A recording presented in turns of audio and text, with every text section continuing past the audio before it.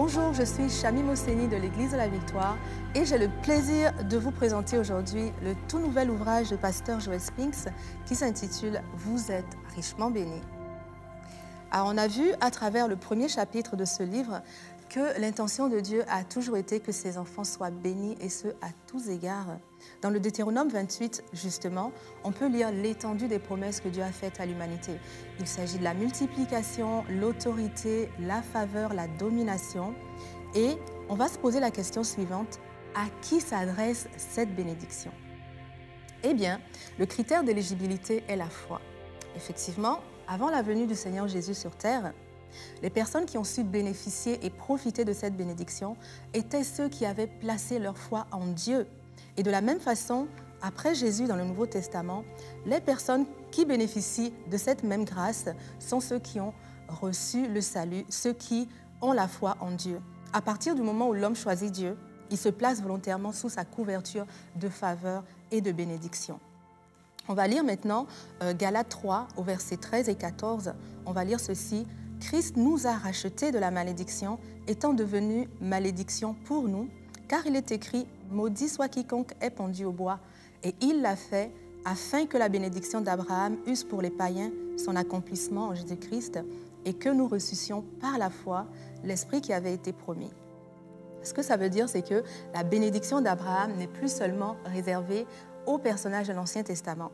Elle est réservée encore aujourd'hui aux enfants de Dieu qui ne sont plus des païens maudits, mais qui sont des enfants bénis, qui sont éligibles avec leur foi à recevoir toute la bénédiction complète de Dieu.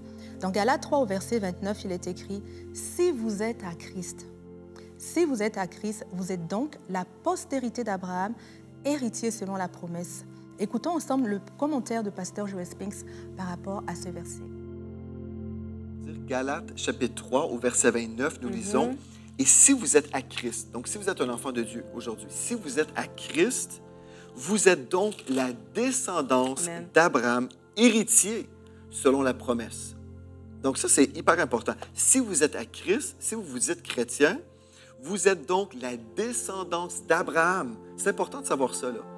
Héritier selon la promesse. OK, tu as mentionné la bénédiction, la malédiction, et on va aller tout de suite dans Galates chapitre 3, au verset 13. Je vais vous lire un texte qu'on a souvent cité, et on va se poser une question. Alléluia. Galates 3, verset 13, comme j'ai mentionné. « Christ nous a rachetés de la malédiction de la loi. » On va poser la question à un chrétien. « OK, croyez-vous que vous avez été rachetés? » Les gens vont dire « Oui. » Mais de quoi? Je ne sais pas trop, du péché.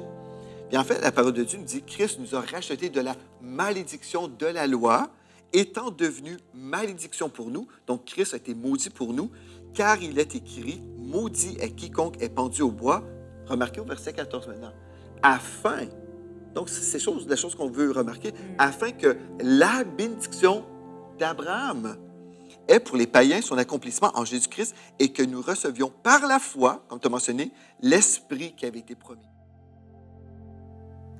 Ce que nous voyons, c'est que chaque personne qui place sa foi en Jésus-Christ peut se considérer maintenant comme appartenant au groupe des hautement favorisés.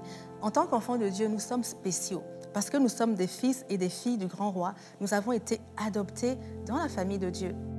L'apôtre Pierre nous dit « Vous êtes au contraire une race élue, un sacerdoce royal, une nation sainte, un peuple acquis, afin que vous annonciez les vertus de celui qui vous a appelé des ténèbres à son admirable lumière. » Donc, si nous sommes à Christ, si nous avons placé notre foi en lui et qu'elle est active, la bénédiction de Dieu s'adresse aujourd'hui à nous.